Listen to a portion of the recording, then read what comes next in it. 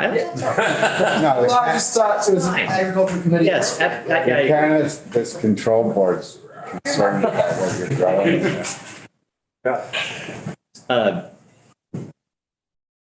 Thank you. Thank you. So we have H472 back in our committee. This is the first miscellaneous ag bill that we worked on earlier in the session, passed out, sent to the Senate. It's spent some time there in a couple of committees. I think we walked through several instances, brief instances of amendment earlier this week. And since then, there's been a further amendment proposed by the Senate, and we now have the bill back. So it's on notice, and it may come off notice today. So we want to have an understanding of what's there, and then I think we'll get that understanding now and hold off on the vote until this afternoon. We've got everyone here. But Mike, if you want to join us. I think Abby should. Abby? Okay, yep. So this was a floor amendment? No. No, it's the proposal from the Senate. So this is combined with the three technical amendments you saw yesterday. We just didn't have the official version of 472 yet, so we're giving you the amendment that was offered yesterday in the Senate. No, I was just thinking that Senate Ag did the three little technical changes, and then did it come to the floor, and then Perchlik added this? Yes. Okay. Exactly. In the other. And then it passed the Senate. Yes. Yes, and we don't yet have the full bill as it passed out of the Senate. I The think full it proposal. actually is available now, but it wasn't when I sent Laura. So for the record, Abby Shepherd, Office of Legislative Counsel. I handle sales tax issues typically, which is why I'm here to talk about this particular amendment coming out of the Senate. So to give you some background, there is an existing sales tax exemption for advanced wood boilers, which is defined in statute as a boiler furnace installed as a primary central heating system, rated as high efficiency, meaning a high heating value or gross calorific value of 85% or more, containing at least 1 week of fuel storage, automated startup and shutdown, and fuel feed, and then meeting other efficiency and standards established by the Department of Environmental Conservation. So this was enacted in 2018, but it was enacted with a sunset initially in 2021. That has been extended once to this July 2023. So this is sales tax. It's a sales tax exemption. So when an individual or a business purchases an advanced wood boiler, they would not have to pay the 6% sales tax or any local option tax, which means it has an impact on the education fund. And I will defer to JFO to speak to you about what that fiscal impact is. But that is really the extent of this change. That's why it's so short, is it's just extending this sunset by 1 year. There was a different version that was passed out of the Senate earlier in the session that would have extended it 2 years. This sort of compromise position is 1 year, and this identical language is in the miscellaneous tax bill H471 that was also just passed out of the Senate and is also on your notice calendar for today. So I could take any other questions about what these products are or how the sales tax exemptions work. And I didn't mention that there is a statutory purpose. So the purpose of this exemption is to promote the forest products industry in Vermont by encouraging the purchase of modern wood heating systems. So that explains why it's germane and why it's attached to this bill. Forestry, correct. Okay. Questions? Representative Pearl. Can I just ask where do I get both? I'll be reporting this. Both the purpose and the description of a wood boiler. I don't expect that I'm going to get questions. I will absolutely send that to you. That's all in statute. I can provide that to you. So yes, that doesn't show up in this language. Representative Lipsky. Yeah. Your description of this advanced wood boiler, the curious thing was it had X number of days of fuel capacity. Having various wood boilers, including modern ones, but I don't know advanced, but even the ultra efficient ones, I might have to feed 5 times a day. Exactly, so thank you, that's a great So point. I'm just curious, where, Large, very large advanced wood boiler. So you need an entire week's of fuel storage. It needs to contain an entire week's. in the boiler, Yes, so that these, my understanding is these are typically used in, not for home purposes, more either for multiple Industrial. residences, industrial, schools, like larger, although schools isn't a great example because those would be exempt purchasers anyway, but larger uses. So an individual's home would not have one of these boilers. but when you refer to wood, are you talking about green wood chips? Like typically, high schools and some hospitals and universities, you know, where they get tractor trailers, loads of green wood chips. You're not talking about firewood as in cordwood. So it's the boiler itself that needs to be rated as high efficiency, which there are standards set out by DEC for that. I don't know that would, I'm afraid I don't know. Ted, if these boilers would function at this high efficiency with green wood or wood chips, but I assume there are some, but I'm not entirely certain about that. That said, cordwood and other fuel purchased for home use is already exempt under the sales tax statute. I would think that Representative Earl may want to know that information. Not that I'm gonna ask, but it's, I can get back to you on that. there's a high, Mike may have an answer here. It's typically chips or pellets. That's what pellets are typically dry as part of the process of manufacturing, but chips are almost never dry. Have you been to the Middlebury? College, Yeah, and the furnace that they have there. I have not, and it's for They now. can use both green and pellets. I have- actually literally been in it. Representative Pearl. Did you say that home wood boilers are already tax exempt? So purchase of fuels for domestic use, for home use, is already exempt, and that includes wood pellets. Of the fuels? And cordwood and oil, Yep. any home use. But not the boiler itself. But not the boiler itself, correct. Representative O'Brien. For example, our campus here, would that qualify as one of these? Don't know what is used here for heating, don't know. Across the way. It's possible, but I don't think, I don't know, honestly, it's possible. If it were the state purchasing it, they'd already be an exempt purchaser, so they wouldn't need the exemption. So it must mean, given it's like municipalities, schools, the state, a lot of these are already exempt, right? The college. Right. When we have, member from JFO come up, maybe we'll get more information on who's currently using them or potential users. Other questions for? So when it says wood boiler, so it's creating hot water, in a radiator type situation or radiating heat. It's boiler or furnace. The actual exempt, the definition of what's exempt is both boiler or furnace, so yes, I'm So sorry. some sort of hot air could also fall under that. Yes.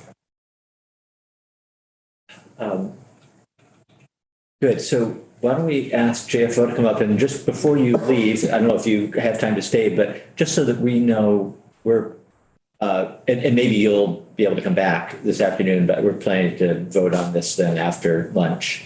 We'll have the actual, Yes, I'll be able to send up the okay. as text or as proposed. Okay. Thank you.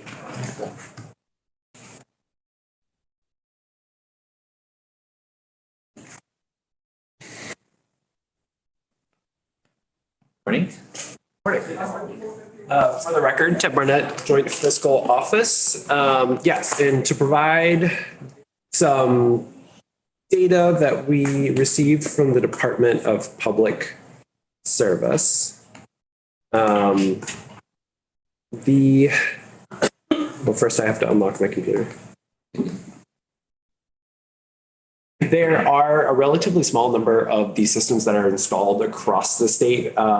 We received information that there are about 40 systems, and those systems, the average equipment cost was somewhere between $15,000 and $25,000. From what I understand, a lot of that use case of that size is going to be something like, I know, for example, someone who owned kind of like a 5-unit apartment building, and they installed one of these pellet furnace systems that has a large hopper with, Orange Energy comes with a giant, it almost looks like a dump truck that comes and puts a bunch of pellets in. And so the cost of a system like that would be kind of in that range between $15,000 and $25,000. And so when you take 40 systems and the average equipment cost, the sales tax expenditure on that would be anywhere from $36,000 to $60,000. That is foregone tax revenue to the education fund, and that is an annual cost. So that would be just for the 1 year of the extension. The one thing I would add is this cost represents a really small piece of the education fund overall. And so we register that as a de minimis cost of the education fund just because there's so much revenue in the education fund. But this is just such a small cost. Representative Rice. Just recognizing that regardless of the answer, it still remains de minimis, but we were just noting that a lot of these systems probably go to purchasers that are already tax exempt. Do you know if that 40 systems is actually systems that would have been taxed, or if it's all of them? Primarily these systems, so we were including systems that would be kind of taxed rather than looking at the large kind of school or municipal installation case. Representative O'Brien. You track like how many of these are bought out of state, I assume a certain amount would be, and how sort of diligent people are about paying that out of state sales and use tax. That is the larger questions. These are things that were purchased and acquired in the state that DPS has information on. Yes, and to the extent there would be a sales expenditure even if it was acquired out of state because you would pay use tax. To the extent people do that, I can't comment on these systems. With the Representative Grant. But currently, these are tax exempt at the moment. I mean, have been for Yes. years now, so it's not reducing the revenue stream, so it is increasing the revenue. Yes, this is exactly right, an existing tax expenditure. So noting that it's a de minimis amount and that it's not going to, in the grand scheme of things, change the education fund by very much. Was this included in the calculations used to come up with the yield that we passed out? I do not think this would factor into the yield. Yes, Does not. calculation, yeah. Representative O'Brien. Ted, what percentage of sales and use goes to the ed fund? 100%. 100%. Yes. Any other questions? All right, thank you. Sure thing. Yes, and I don't know, this fiscal note is new. So to the extent there are other provisions on the underlying bill that kind of got picked up, but those are de minimis as well. Okay. Yep. All right. Any other, well, we still have our support staff here. Any other? Ryan? Did we hear how much, if we let this sunset, how much revenue would come in? So the sales tax would be restored on those equipment purchases. And so you would see basically that 36 to 60,000 would be restored back to the education. Okay. And the ed fund overall is how much? 6? To Yes. Yes. Yes. It's a huge.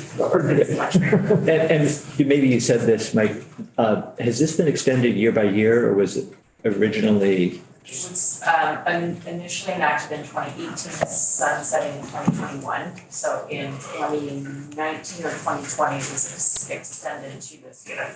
So it's only been extended once. Okay, Originally, there was a provision that any revenue loss was going to be offset from the Clean Energy Fund. Was it the Clean Energy? It was the Clean Energy Fund. That's when Senator Perchik was an advocate working at the Clean Energy Fund, committed to doing that. But after that first year, it just extended on and there was no offset. all right, well, thank you then for coming in. And does anybody have any questions for the other committee members or comments or input on this? Seems like so it's not, we're not doing anything new, we're extending an existing program essentially. It's not going to have a huge impact. Financially, it has beneficial impacts on the forest products industry. That's why we got these guys here. So if I was a for-profit like this, an apartment complex, and I had one of these, do I pay a sales tax on the fuel that I buy to run this? I do. Yes, the fuel exemption is only for residential purchases. Even for Landlords, landlords for apartments. So it's a mixed use building, it's prorated, it depends on the use. But to Representative Blair, there are 8 residential apartments, no cafe or bookstore in there. And so it's all residential. So then it would be exempt. You're talking about the fuel that's purchased for, yes, and then when the individuals who are residing there are purchasing the fuel, that's exempt. If A landlord. if it were a commercial, that would be considered a commercial purposes, the landlord were buying it, then it would be subject to sales tax. Okay. Commercial purpose. Thank you. Okay, good. Does anybody have any concerns about it? Just, well, okay.